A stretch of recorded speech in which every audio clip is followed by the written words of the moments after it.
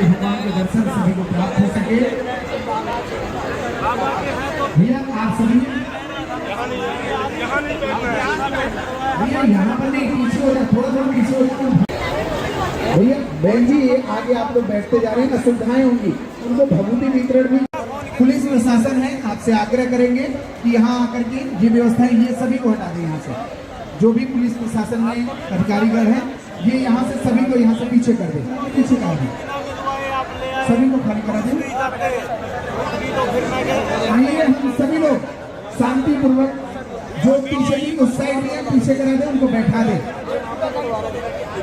हम आप सभी से आग्रह प्रार्थना करेंगे, भैया ऐसी व्यवस्थाएं ना करें। भक्तों के लिए गुरुदेव भगवान आए हैं, जो भक्त लगातार कथाओं में जाते हैं और उनको दर्शन भी गुरुदेव भगवान के नहीं हो पाते, ऐसे भक्तों के लिए गुरुदेव भगवान यहाँ विराजमान हुए हैं। सभी लोगों से अनुरोध है, पीछे साइड में आप लोग बैठ जाए। आइए हम सभी लोग पूज्य गुरुदेव भगवान के श्री चरणों में प्रणाम करते हुए पूज्य गुरुदेव भगवान के आशीर्वचनों का रसपान करेंगे। सभी लोगों से अनुरोध है कि आप अपने स्थान पे बैठ जाएं, सभी लोग बैठ जाएं, सभी लोग अपने स्थान पे बैठ जाएं। आइए सभी लोग गुरुदेव भगवान के श्री चरणों में प्रणाम करते हुए गुरुदेव भगवान के आशीर्वचन। सब लोग को पीछे न पड़े, क्योंकि आप तो 5 से दर्शन कर रहे हैं, आप जरूर दर्शन करें, लेकिन जो लोग बैठे जो काफी दूर से आए उनके लिए गुरुदेव आए। थोड़ा सा बस पीछे, थोड़ा पीछे होकर बैठ जाइए।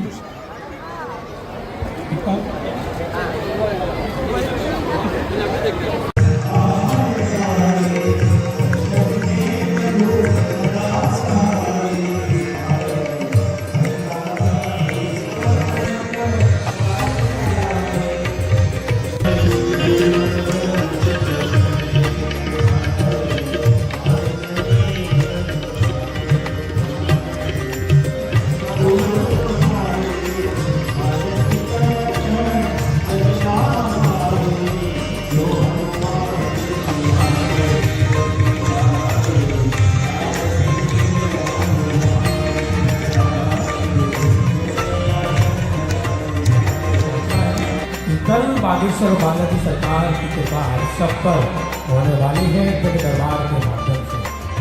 शाम 4 बजे से कल दिव्य दरबार प्रारंभ होगा। मानव जीवन की दहने और बहने किसी प्रकार की कोई भी पर्ची नहीं देनी है, केवल राम राम को प्यार से ही आपकी अर्जी स्वीकार होगी। तो कल 4 बजे से पहले होंगे, तो 2 बजे से कथा होगी, 2 से 5 बजे तक, और 5 बजे ही दिव्य भगवान यहीं से भी आनंद यात्रा के लिए प्रस्थान करेंगे। 30 तारीख की जो कथा है, यानी कि पंचम दिवस की कथा, हम आप सभी 10 तारीख को 13 जून से। छल का फल आखिर छल ही होता है। तुम किसी के साथ छल करोगे, आज या कल तुमको भी छल ही मिलेगा। प्रकृति का नियम दीवाल में बॉल मारने जैसा है। तुम दीवाल तो देखी होगी, दीवाल में गेंद को जितनी तेज से मारोगे वो रिटर्न भी उतनी तेजी से आएगी। उसी प्रकार जिंदगी में तुम जो भी कर्म करोगे उसका परिणाम भी उसी गति के साथ तुम्हारे पास आएगा। अब ये तुम्हारे ऊपर है, कितनी तेज गति की बॉल को तुम कैच कर पाते हो। उसी प्रकार ये आपके ऊपर है कि आप अगर किसी के साथ छल करोगे तो निश्चित है आपको भी छल ही मिलेगा। आप किसी को प्रेम बांटोगे तो निश्चित है आपको भी प्रेम ही मिलेगा। आप किसी की सेवा करोगे तो निश्चित है आपकी भी सेवा होगी। आप किसी पर दया करोगे तो निश्चित है आपको भी दया मिलेगी। लेकिन आप किसी के ऊपर अधिकार जमाओगे तो निश्चित है कोई आप पर भी अधिकार जमाएगा। ये हम नहीं कह रहे हैं, शास्त्र का प्रमाण है। रामचरितमानस में बाबा ने कहा, कर्म प्रधान विश्व, कर्म प्रधान विश्व, जो जस करहीं सो तस फल चाखा, जो जस करहीं सो तस फल चाखा, जो जस करहीं सो तस फल चाखा, जो जस करहीं सो तस फल चाखा, कर्म प्रधान विश्व, कर्म प्रधान विश्व कविराता, कर्म प्रधान विश्व कविराता। हमारे एक संत हुए गंग साहब, कभी गंग हुए। उन्होंने कहा, तारा की ज्योति से चंद छिपे ना, सूर्य छिपे ना, बादल छाए, रन चढ़ियो रजपूत छिपे ना, दाता छिपे नहीं घर मांगन आए, चंचल नारी के नैन छिपे ना, प्रेम छिपे ना पीठ दिखाए, गंग कहें सुनो शाह अकबर, करम छिपे ना भभूति लगाए। आप जैसा कर्म करोगे वैसा ही फल पाओगे। अब तो सिंह का ने हनुमान जी के साथ छल किया, हनुमान जी ने उसका फल दिया, सिंह का को मार डाला। बोलो सीताराम, जोर से बोलो, और जोर से बोलो। हनुमान जी ने सिंह का को मारा, आगे बढ़े। अब हनुमान जी के जीवन में तीसरा अवरोध आया लंका की यात्रा में। पर तीसरा अवरोध आने के पहले हनुमान जी ने विचार किया। पर्वत के ऊपर हनुमान जी बैठ गए लंका के, और ऊपर की तरफ से लंका को देख रहे। तो किसी ने हनुमान जी से कहा कि लंका को ऊपर से क्यों देख रहे? तब हनुमान जी ने बड़ा गजब का जवाब दिया। बोले सुनो, माया की नगरी को दूर से ही देखना चाहिए, नजदीक से देखने में खतरा ज्यादा बढ़ जाता है। समझ आ गई बात? कोई ज्यादा चमचमा रहा हो तो ये मत मान लेना कि उसका चरित्र भी चमचमा रहा हो, इसलिए दूर से देखो। हनुमान जी स्वर्णमयी लंका को चमचमाते हुए देख रहे हैं, पर दूर से देख रहे हैं। कहां से? पर्वत के ऊपर से बैठकर। इसका एक तर्क और है। मानो हनुमान जी कहना चाहते हो कि कहीं पर वासना से भरे हुए लोग रह रहे हो, तो वासना में भरे हुए लोगों को नजदीक से देखने पर वासना के विचार प्रवेश कर जाते हैं। एक तो देखना नहीं चाहिए, पर मजबूरी पड़ जाए तो उनको दूर से ही देखना चाहिए। उपासना करने वाले साधक को इतना दूर रहना चाहिए। इसलिए हनुमान जी लंका में पर्वत के ऊपर बैठे हुए हैं। बोलो सीताराम, जोर से बोलो। अब हनुमान जी ने विचार किया लंका में प्रवेश कैसे करें। तो सब विचार करके हनुमान जी ने एक विचार तय किया। मसक समान रूप कपिधरी। हनुमान जी महाराज मच्छर के समान बने। मसक माने मच्छर, मच्छर नहीं बने, मच्छर के समान बने। बोले क्यों?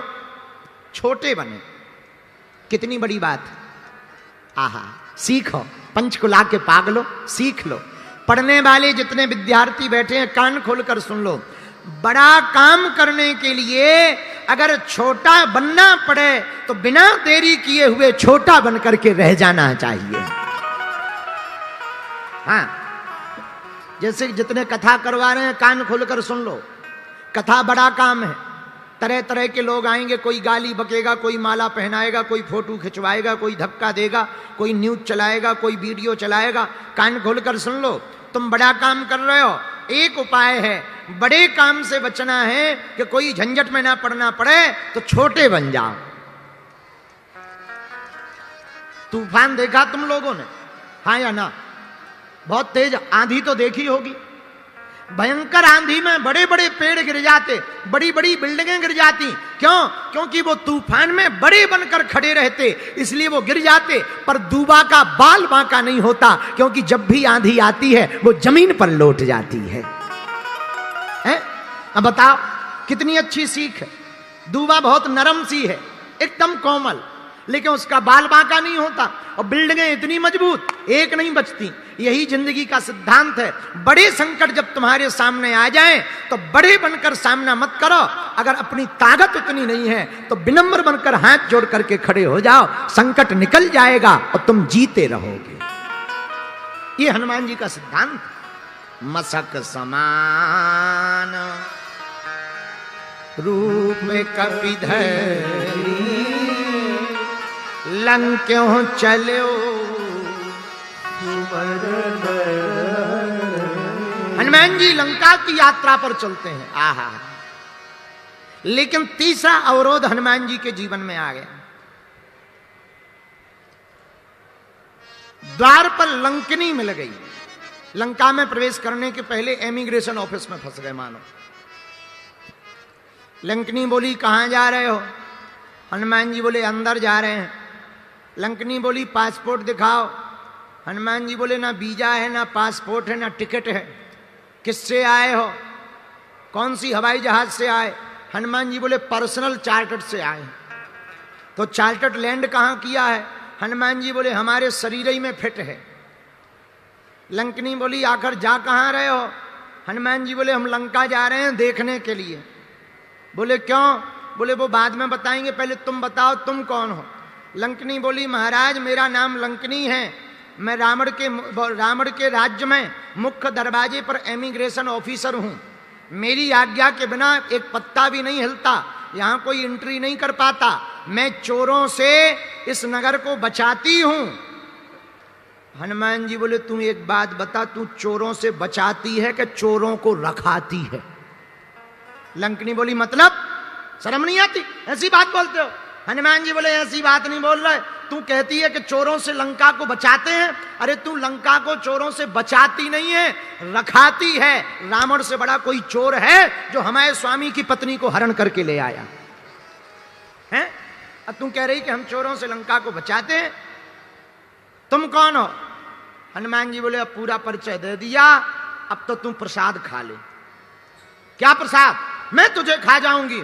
जैसे ही हनुमान जी को खाने के लिए मुंह उसने बढ़ाया, एक मुक्का हनुमान जी ने ऐसा मारा कि नाक से खून बहने लगा। जैसे ही निकला रक्त, लंकनी तुरंत हो गई विरक्त। दोनों हाथ जोड़ के बोली महाराज बस बस बस, हम पहचान गए आप कोई साधारण नहीं हो, भगवान के भक्त हो। हनुमान जी बोले ऐसा पहले ही बता दी, हम पहले ही मुक्का मार देते कि मुक्का में परिचय होता है, हम पहले ही मुक्का मार देते। पर कोई बात नहीं, अब तुम पहचान गई। पर एक बात बताओ, तुम मुक्का में कैसे पहचान गई?